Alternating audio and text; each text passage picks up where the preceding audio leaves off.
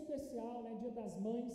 Eu vou deixar mais para o final, a gente tem uma lembrancinha, mas ao final a gente fala um pouquinho mais sobre isso, para a gente já não perder tempo e ganhar tempo, na verdade. Eu quero chamar aqui o pastor Murilo, vai estar ministrando uma palavra ao coração da igreja hoje. Vamos orar por ele, sentado como você está mesmo, mas só estenda suas mãos para cá, feche seus olhos, libere sobre a vida dele palavras, para que Deus possa usá-lo como um instrumento aqui nessa manhã, como já tem usado, como tem usado o Murilo no ensino, como ele tem se dedicado nesse segmento, nesse chamado pelo qual o Senhor chamou ele, e que o Senhor continue derramando sobre ele graça e sabedoria. Pai, em nome de Jesus, nós queremos te louvar, ó Deus, pelo privilégio de estarmos aqui, para sermos ministrados através da palavra do Senhor. Usa o teu filho agora, poderosamente, ó Pai, para que ele seja o intermediador entre aquilo que o Senhor quer ministrar à tua igreja, ó Pai, e que os nossos corações, a nossa mente seja pronto para receber a tua palavra. Assim nós oramos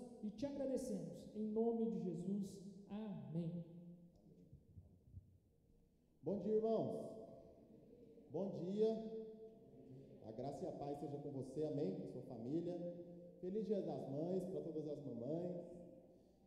Culto mais vazio mesmo, normal, a galera indo ficar com as mães, alguns viajando, uns vão terminar aqui e sair correndo, mas é isso aí, o importante é estar em comunhão com a família hoje, amém?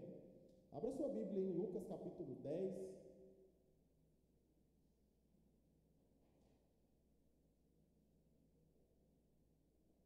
Hoje eu quero ministrar rapidamente com os irmãos uma parábola de Jesus muito conhecida. Não é pregação temática, amém, irmão? Não vou falar de mães, eu vou falar do Evangelho, aleluia, glória a Deus. O Evangelho é nosso único assunto aqui, fala graças a Deus.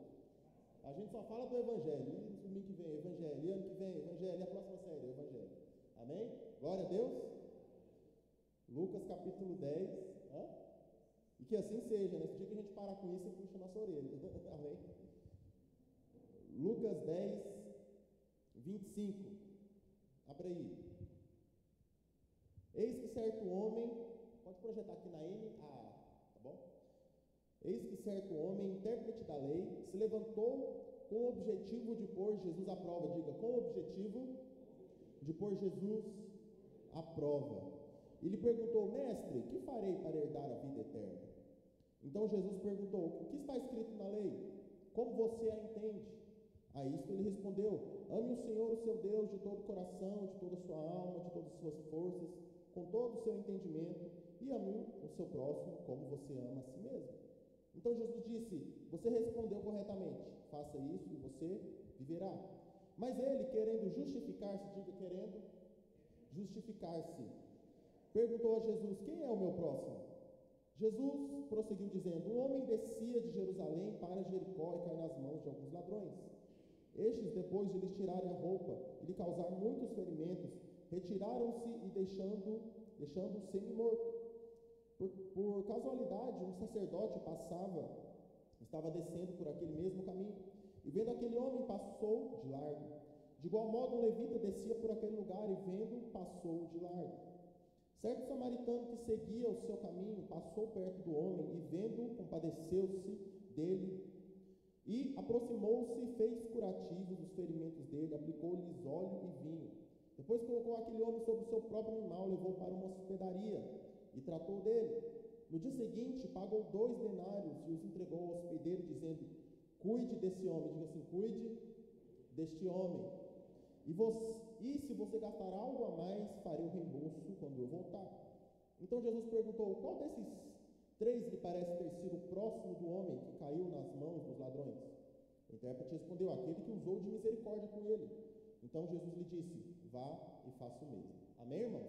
Feche seus olhos, vamos orar ao Senhor mais uma vez. Senhor, nós te damos graças por esse dia, por esse encontro novamente aqui da nossa família de fé. Nós pedimos, Pai, que o Senhor caia sobre nós com um espírito de sabedoria e de revelação, Senhor, nos dando olhos abertos, Senhor, para quem o Senhor é, quem nós somos, Pai, e para a nossa santa vocação. Que o Senhor Deus possa nos direcionar e que só o Senhor seja exaltado e glorificado aqui nessa manhã, em nome de Jesus, amém. Glória a Deus, irmãos. Essa é a famosa parábola do bom samaritano, e ela é uma parábola muito simples, mas o que Jesus realmente queria dizer nem sempre fica claro para quem lê ou para quem já ouve, ou para quando a gente tenta passar o que Jesus quer ensinar. Por que não é tão claro assim? Se você voltar alguns versículos antes, no verso 21 desse mesmo capítulo, depois de Jesus ter enviado os seus discípulos de 2 em 2 para a missão, enviado 70, quando os 70 voltam e falam sobre como o Senhor os usou, não sei se você viu a terceira temporada do The Chosen, eles mostram isso, vocês já viram? De 2 em 2, e eles expulsando demônios, eles nem acreditavam que eles estavam conseguindo fazer aquilo, porque eles eram só um bando de gente que não sabia nada. Mas se o Senhor enviou, o Senhor também é o mesmo que usa, amém? E aí o Senhor Jesus, ele faz uma espécie de clamor, ele louva ao Pai, ele diz assim: Pai, eu te dou graças porque o Senhor ocultou esses mistérios do reino dos sábios, e o Senhor escolheu revelar aos pequeninos. É interessante porque há certas coisas sobre o reino de Deus, irmãos, que não é óbvia, elas não são claras para quando nós queremos discernir na nossa sabedoria. Elas não são claras para todos. Essa semana também eu conversava num grupo de músicos aqui de Goiânia, e aí um deles lá era ateu, e a gente entrou no assunto, né, sobre música, sobre que os músicos normalmente ofertam, né, o seu talento para a igreja, e ele não entendia, ele falava: mas que absurdo, a igreja tinha que pagar e tudo, e a gente foi falar sobre isso, sobre ofertar, sobre generosidade, sobre servir, sobre como, aí ele pergunta sobre o dízimo, né, todo mundo que não é crente pergunta do dízimo, e a gente foi falar: olha, dízimo não é obrigação, não é uma lei, é um princípio de generosidade, é uma maneira de reconhecer que nós somos avarentos, somos gananciosos, mas a generosidade é uma vacina no nosso coração, então a gente não está fazendo nada para Deus nos dar em dobro, nós estamos fazendo porque somos maus, queremos agradar ao Senhor e queremos servir ao próximo com o que o Senhor nos deu. Da mesma forma que essa parábola, Jesus está respondendo a uma pessoa, a um mestre da lei, e esse mestre da lei, quando ele vai a Jesus fazer uma pergunta, ele não está querendo aprender algo de Jesus, sabe, ele não está interessado em Jesus, o que ele queria era colocar Jesus à prova, ele queria testar Jesus, ver o que ele ia falar. E aí ele faz a pergunta: o que eu herdarei a vida, como eu herdarei a vida eterna? Qual era a motivação do coração dele, irmãos? Diga assim: testar Jesus. Como nós chegamos diante de Jesus com as nossas motivações, fala muito da resposta que nós vamos ter. Quantos entendem o que eu estou dizendo? Então, ele não queria receber o favor de Jesus. Ele nem achava que ele precisava de favor, ou de graça, ou de misericórdia. Não, eu sou um conhecedor da lei. Eu sei das coisas, eu sou um sábio. Mas lembra, Jesus clamou antes: Senhor, obrigado, porque o Senhor escolheu revelar os mistérios do reino, não para os sábios, mas para os seus pequeninos. Amém? E essa parábola é uma parábola que há dois tipos de pessoas que vão olhar para ela, tentando entender Jesus literalmente, e outras que, se você já tem alguma revelação do Evangelho, você vai concordar com a conclusão que nós vamos chegar aqui ao final, de que Jesus, na verdade, estava contando explicando algo para alguém que não podia entender, que era o mestre da lei. Mas vocês vão chegar lá comigo, amém? No verso 27, então, quando ele pergunta: Senhor, o que eu farei para herdar a vida eterna? Essa pergunta em si já está errada, porque alguém que realmente entendeu o que a lei de Moisés queria passar, ele nunca ia chegar diante de alguém e dizer: como que eu faço? Como que eu cumpro? Como que eu sigo? Para que então eu receba? Você sabia que você não vai herdar a vida eterna porque você fez algo? Quantos aqui já entenderam isso? Porque se fosse isso, você ia herdar o inferno, aleluia, irmão? Quantos estavam aqui na pregação das doutrinas da graça e aprenderam isso? Você não vai herdar nada de Deus, você não vai receber nada de Deus, você não recebeu nada de Deus porque você é um rapaz ou uma moça comportado. Amém? Quantos sabiam disso? Então essa pergunta já é um erro: o que farei? Alguém que já está tendo discernimento espiritual, e se essa pessoa cresce que Jesus é o Messias, assim como vários outros chegarem aos pés dele e falam: Senhor, tem misericórdia de mim, porque eu sou pecador, libera favor e graça sobre a minha vida. Mas não, essa pessoa chega diante de Deus, do Salvador, e fala: o que eu faço? Cegueira espiritual. Sabia que o seu maior problema não são suas dívidas, tem os seus relacionamentos, o seu maior problema é o pecado. Por isso que chegar diante de Deus pedindo coisas é uma loucura. Nós temos que chegar diante de Deus clamando pela misericórdia dele. Porque o nosso maior problema não são as coisas dessa terra, mas sim é o pecado que está enraizado no nosso coração. Nós aprendemos isso. Então chegar aos pés do Salvador não tem outra coisa a dizer a não ser: tenha de misericórdia comigo, como Pedro fez, porque eu sou pecador, eu não sou digno. É um entendimento crucial. Mas todo religioso tem essa dificuldade. Ele não consegue enxergar o pecado na sua vida. Ele se acha muito merecedor. Por isso que é o tipo de gente mais difícil de se alcançar para o reino. Mais difícil. Muitos teólogos falam o campo missionário mais difícil a Esdras e Samara, e ao mesmo tempo mais fértil, são as próprias igrejas. É um tanto de gente que congrega e nunca viu ao Senhor. E vai explicar isso para ela, é um custo. O Espírito Santo tem que agir de forma sobrenatural. Quantos estão entendendo o que eu estou falando? E aí Jesus fala: ok, você quer fazer algo para herdar a vida eterna? O que ele fala? Ele fala assim: o que está escrito na lei? Ame a Deus de todo o coração e ame o próximo como a si mesmo. Jesus fala: ok, se você fizer isso, você está salvo. Mas ele não fazia isso. No Velho Testamento a gente vê, pessoas não cumpriram a lei. Moisés acabou de escrever a lei, a hora que ele chegou no pé da montanha, Deus já tinha que matar todo mundo, estava todo mundo em idolatria, amando outros deuses. Sim ou não? Então a lei acabou de ser escrita, o homem nem desceu para entregar a lei, Deus já tinha que executar juízo. Se não fosse a misericórdia dele. Nós não conseguimos cumprir a lei de Deus. Quantos sabem disso? Amém? Então, ouvindo essa resposta, pastor, por que Jesus não foi claro com esse homem? Porque esse homem não queria salvação. Esse homem queria, era o contrário. Ele queria era provar o Salvador. Ele não queria a salvação daquele que podia dar salvação. Mas ele queria, com a pergunta dele, mostrar que os intérpretes da lei estavam corretos e esse nazareno pregador estava errado. Então Jesus não tem salvação para esse tipo de coração. A mesma coisa, você pode ver isso lá na cruz. Dois ladrões, dois pecadores, tão depravados quanto esse intérprete da lei. Mas um deles pergunta para Jesus: ué, você não é o Filho de Deus? Salva você mesmo e nós. O que Jesus responde para esse homem? Diga: nada. Nada. Porque a Bíblia diz que ele zombava do Salvador.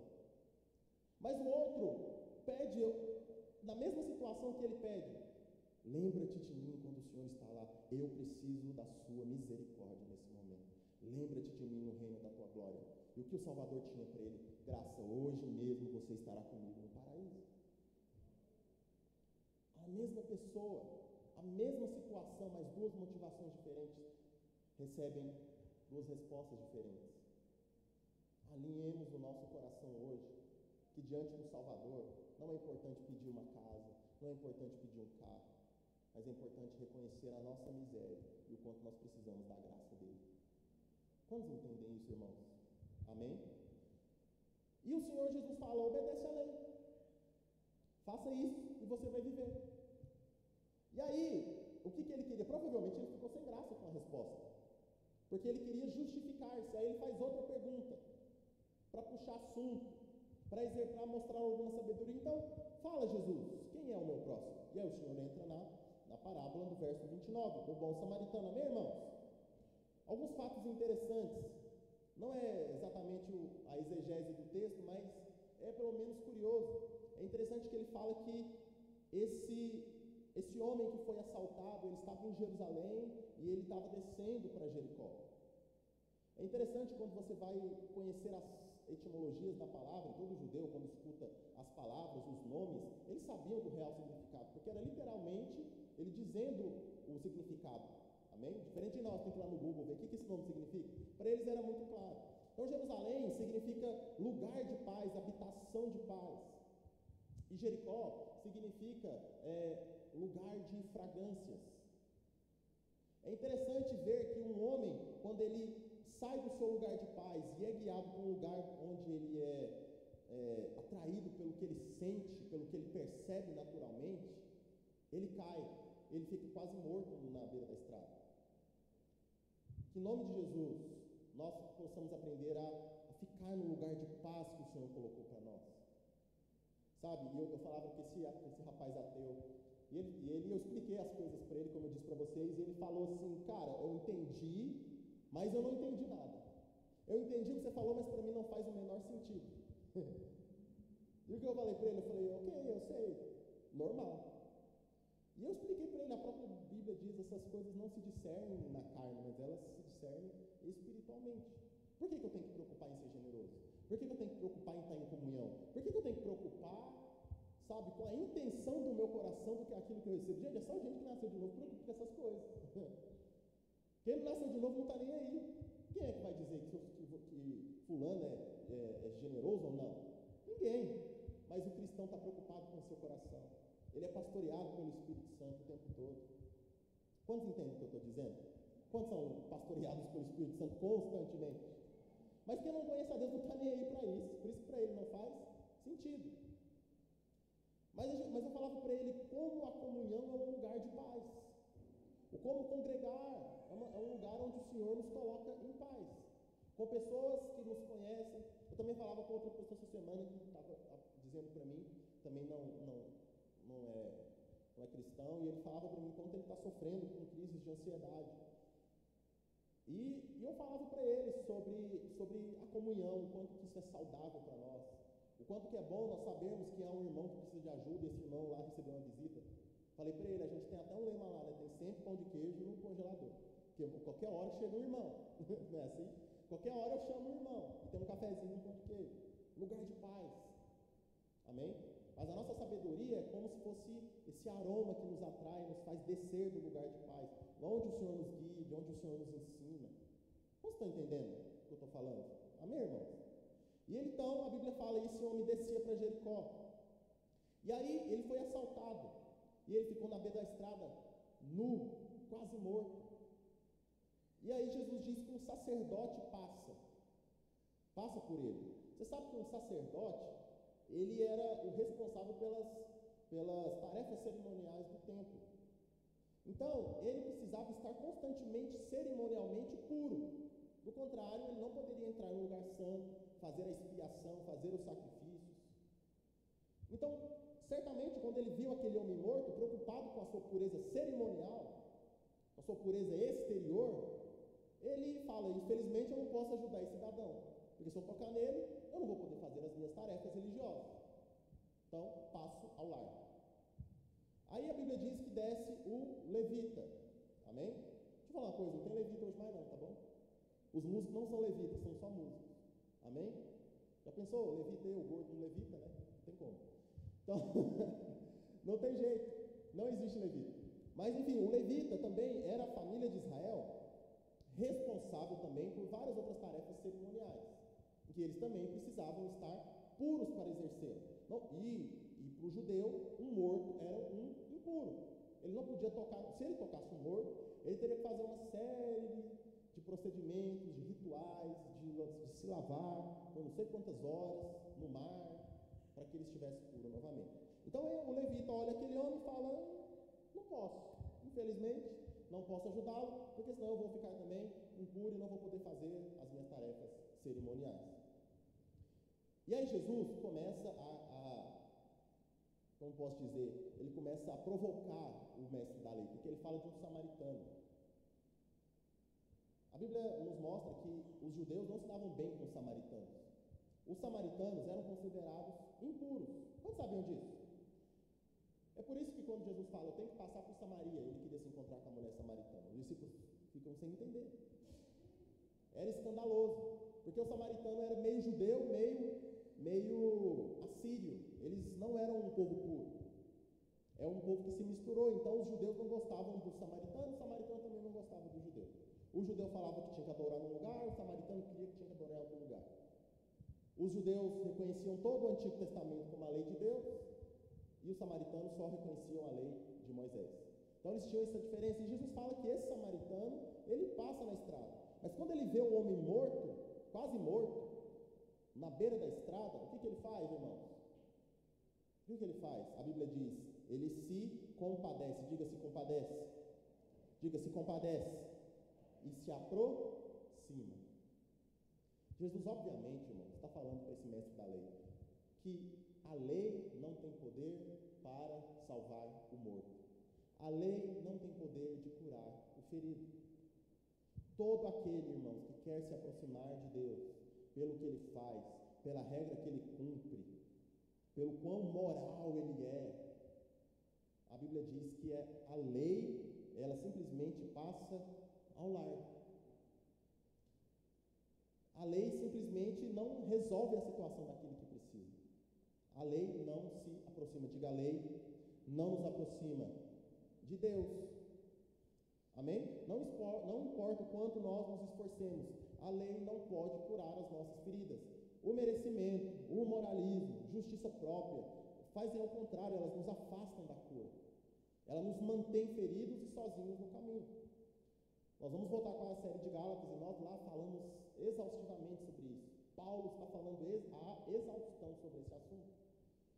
Porque é muito fácil, irmão, é óbvio, nós não somos nenhum mestre da lei, mas Paulo aos Gálatas, ele fala que eles estavam cometendo uma loucura, porque eles pensavam que a salvação era pelo Evangelho e a santidade era pela lei.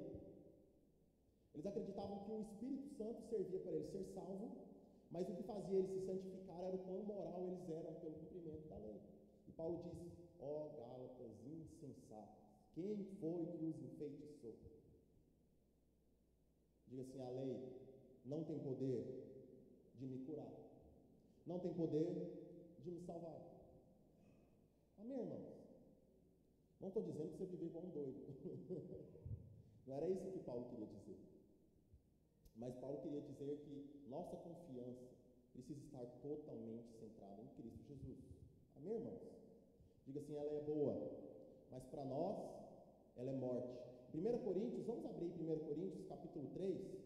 Veja o que Paulo vai falar sobre o ministério da lei, quando ele vai explicar isso para a igreja.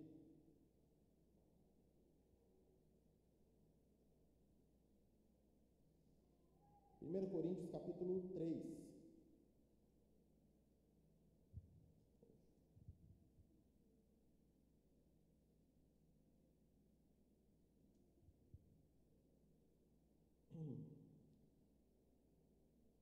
Vamos ler a partir do verso.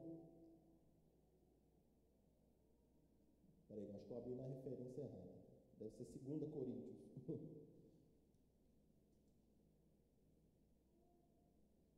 Isso, 2 Coríntios capítulo 3.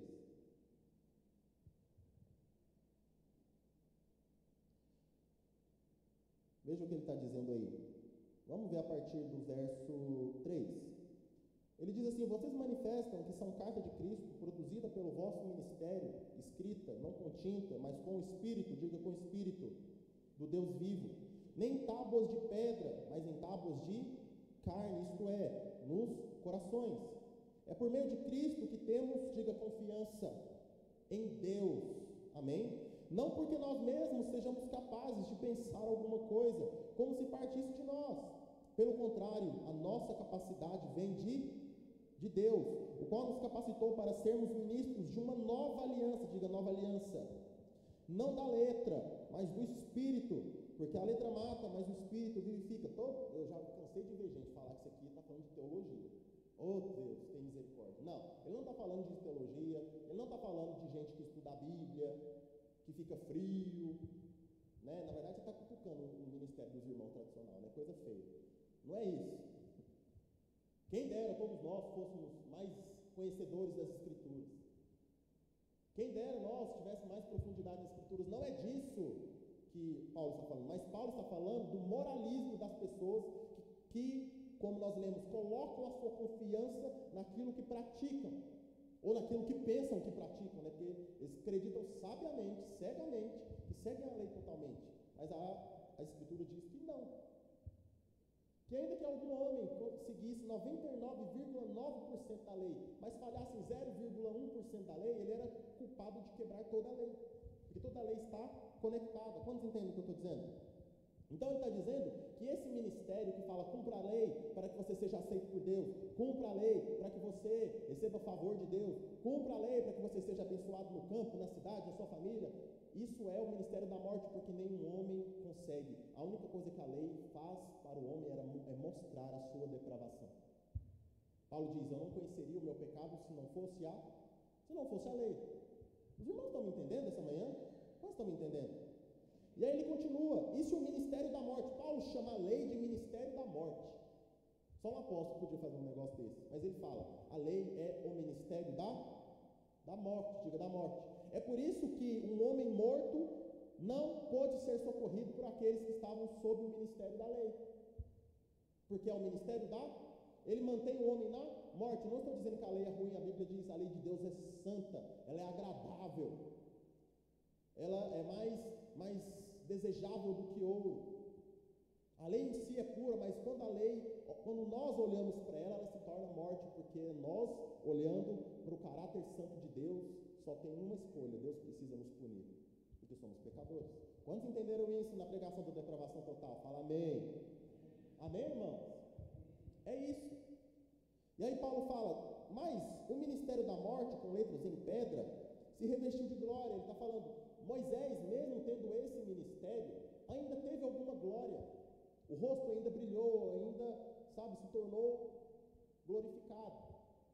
Mas, a ponto de os filhos de Israel não poderem fixar os olhos em Moisés, por causa da glória do seu rosto. E aí no verso 8 ele fala, como não será de maior glória o ministério do Espírito? Diga assim, ministério do Espírito. Aí ele fala, porque o ministério da condenação teve glória, em muito maior proporção será glorioso o ministério da justiça.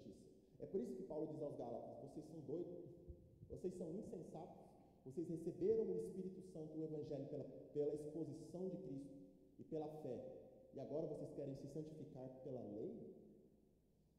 Isso acontece muito, irmãos. Às vezes a gente pensa que o Evangelho é a iniciação para os novos convertidos. Quem tem que ouvir o Evangelho? Quem não conhece Jesus. Aí, prega o Evangelho. Conheceu Jesus? Beleza, agora vamos avançar um nível.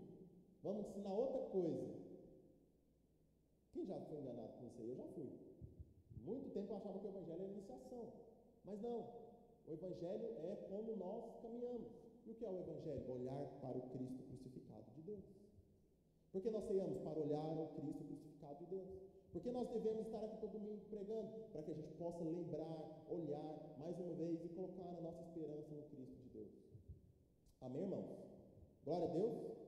Então, quando nós insistimos em subir aqui para pregar moralidade, para pregar lei, para pregar o que você tem que fazer, nós estamos exercendo o ministério de morte. Porque ainda que você tente fazer, se você tiver um pingo de honestidade no coração, você vai ver o quanto você falha miseravelmente. Não há autoridade quando eu venho aqui e eu quero pregar para você a lei, quero pregar o que você tem que fazer, mas há toda a autoridade quando eu digo, nós somos pecadores, porque eu também sou. E nós precisamos do favor, porque eu também preciso.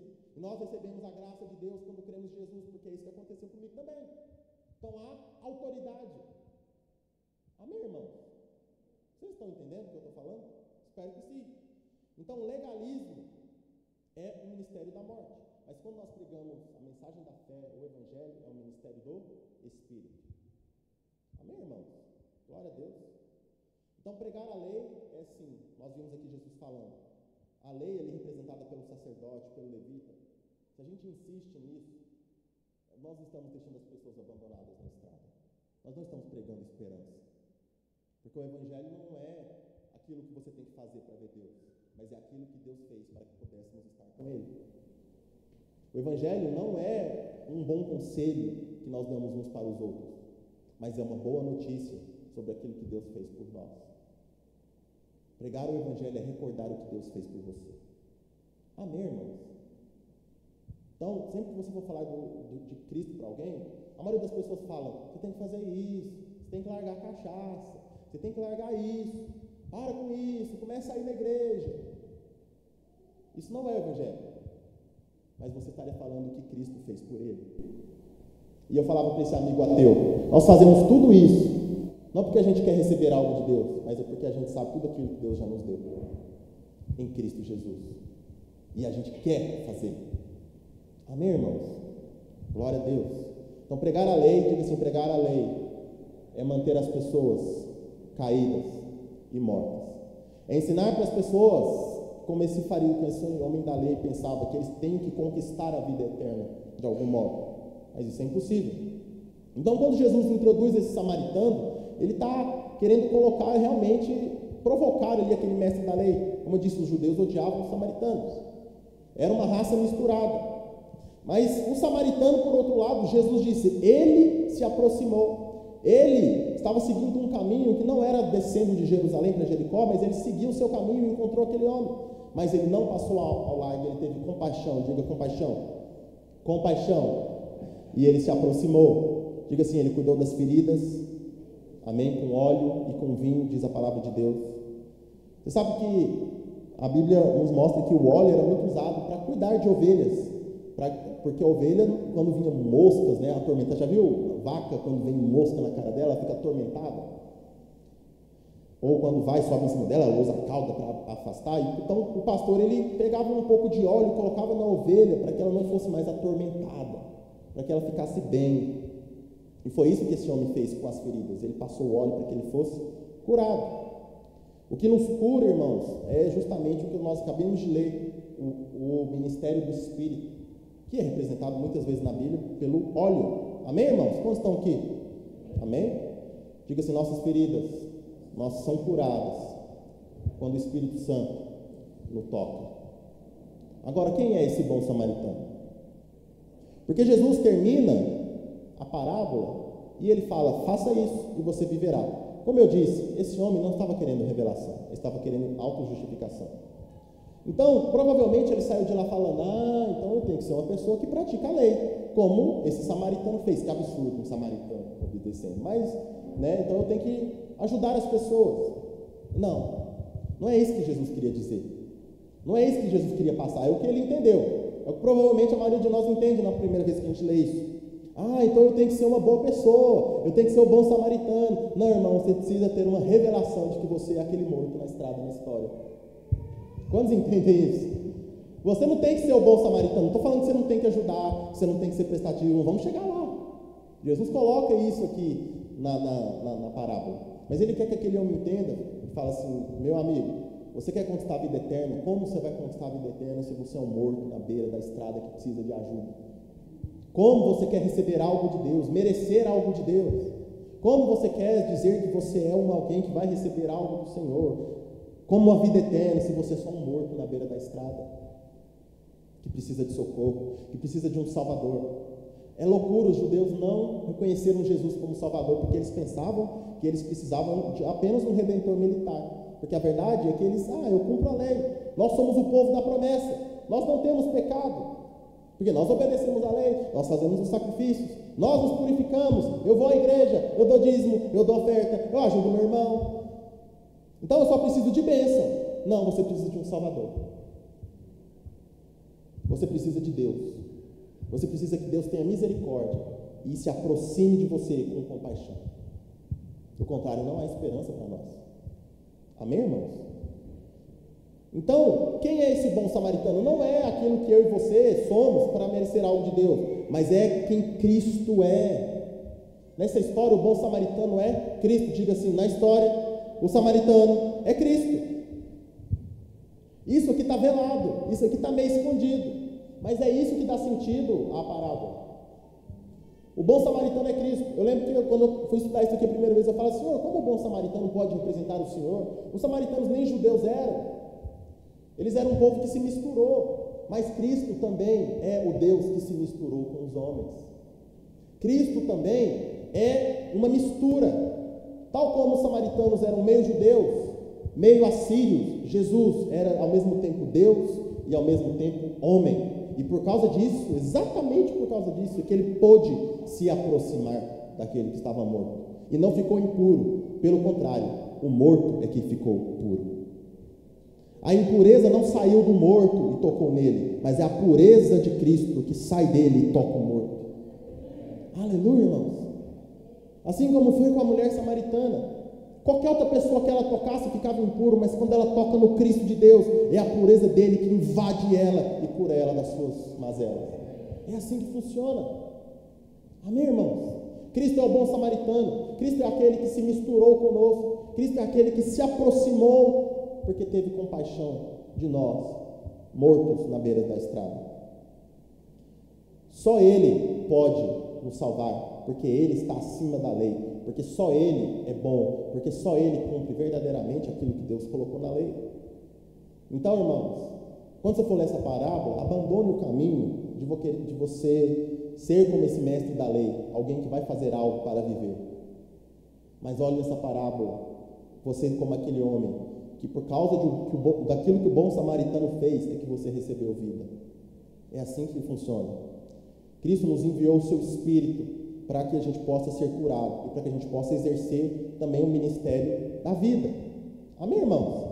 E é interessante que nós vemos aqui que no final da parábola, o homem trata, cuida dele, coloca no seu animal e leva esse homem para uma hospedaria, para que o hospedeiro, o dono da hospedaria, terminasse de tratar, continuasse cuidando dele. Deixou lá, ele pagou do próprio bolso 2 denários, para que aquele homem pudesse ser cuidado ali naquele lugar. Pastor, então, eu tenho que ficar o resto da vida recebendo só a ajuda de Jesus? Não, irmão. Uma vez que você é curado por Ele, você se torna aquele que pode ajudá-lo a curar pessoas. Amém, irmão? Essa hospedaria nada mais é do que um apontamento para a igreja. Diga assim, a hospedaria é a igreja. Amém, irmãos?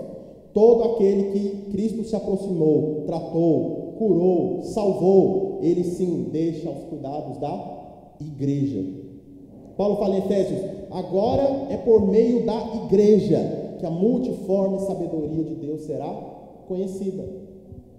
Então, ao mesmo tempo que Jesus está falando que nós somos miseráveis pecadores, ele também está dizendo que nós devemos ajudar o próximo. Amém? Mas veja, como você entende essa parábola da maneira correta, você tanto sai lá entendendo a sua responsabilidade quanto igreja, de cuidar daqueles que o Senhor tem salvado. E quantos estavam aqui no nosso aniversário ano passado? Quem estava? E o Leandro deu uma palavra libertadora, ele disse, nós só discipulamos aqueles que o Espírito Santo já discipulou. Então, aqueles que o Senhor salvou, nós, como igreja, recebemos nessa hospedaria e nós também continuamos a cuidar uns dos outros. Como nós cuidamos uns dos outros? Sabendo que o bom samaritano já nos deu todos os recursos, já deixou pago a dívida dele. E uma coisa interessante é que ele não só deixou pago os dias que ele ficou lá sendo tratado pelo bom samaritano, mas ele também deixou pago as diárias futuras. Às vezes eu percebo na igreja que a gente não tem dificuldade em aceitar um irmão com um passado horroroso, cheio de pecado, mas temos muita dificuldade em perdoar os pecados que ele comete depois que ele vira crente. Por quê? Porque somos legalistas, né? Somos moralistas, e a gente pensa que a gente não erra mais.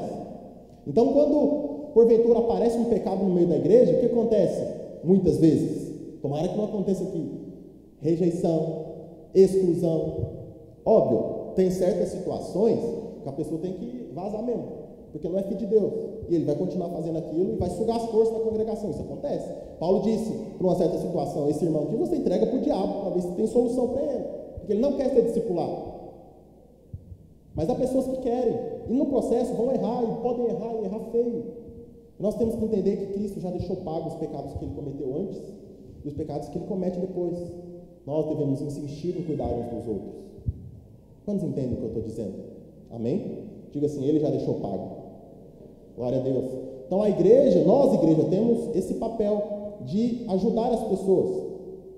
Todos nós chegamos aqui feridos e fomos sarados pelo que Cristo fez na cruz por nós.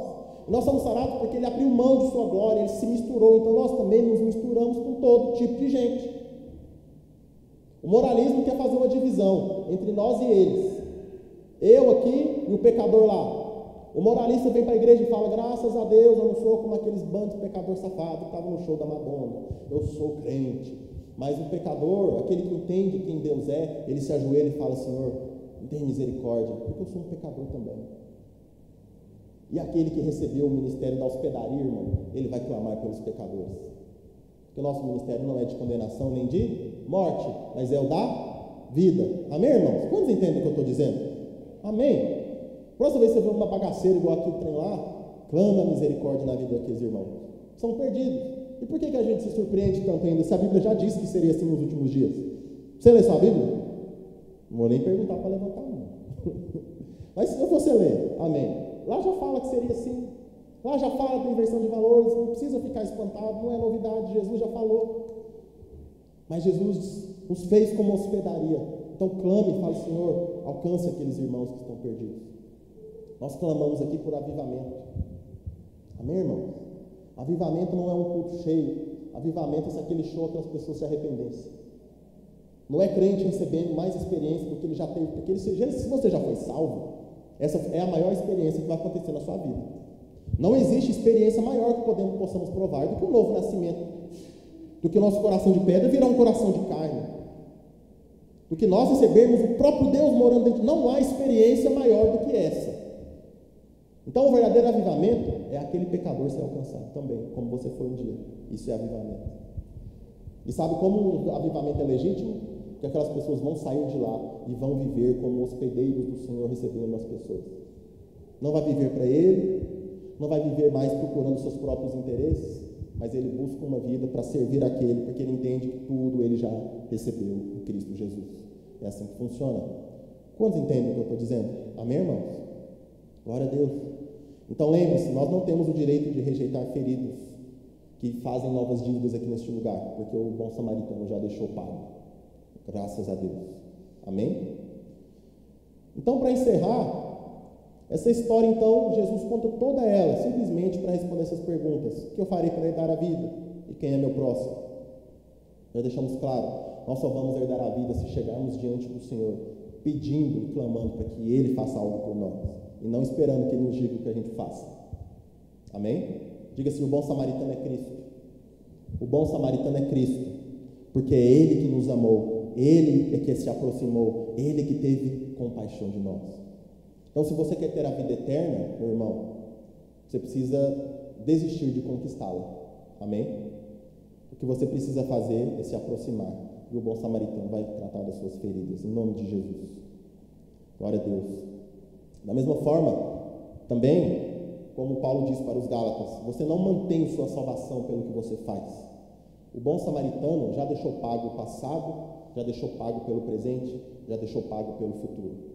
Você não é salvo um dia e depois é extremamente moral para continuar sendo salvo, mas porque o que ele pagou é suficiente para aquilo que você fez no passado, o que você fez hoje, o que você fará no futuro.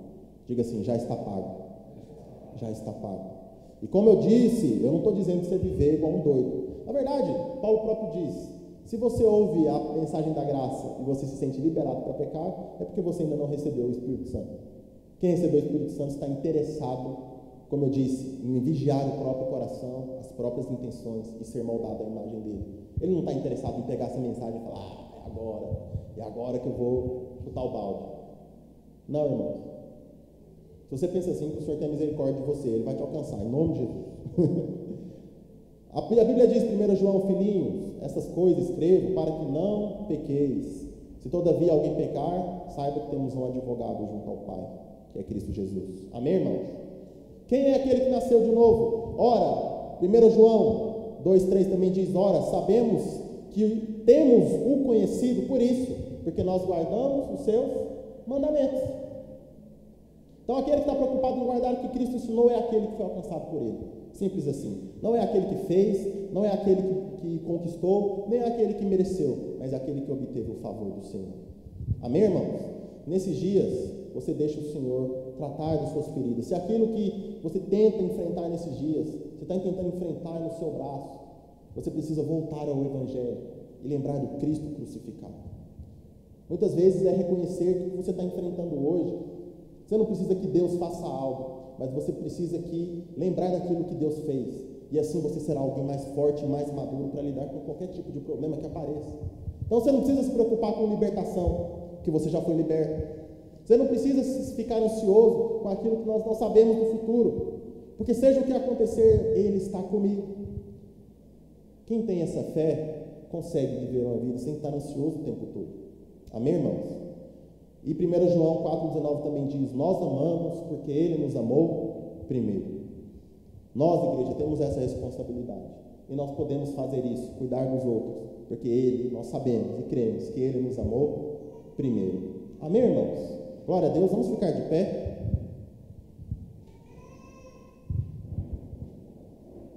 Os irmãos já podem vir aqui, vamos cantar mais algumas canções. Quantos entenderam essa parábola? Diga assim, Cristo é o bom samaritano. e eu sou o próximo. Nós nos tornamos o próximo ao qual Ele usa de misericórdia. Espírito Santo, nós te damos graças, Pai. Obrigado, Senhor. Obrigado pelo teu grande amor, pela tua compaixão conosco.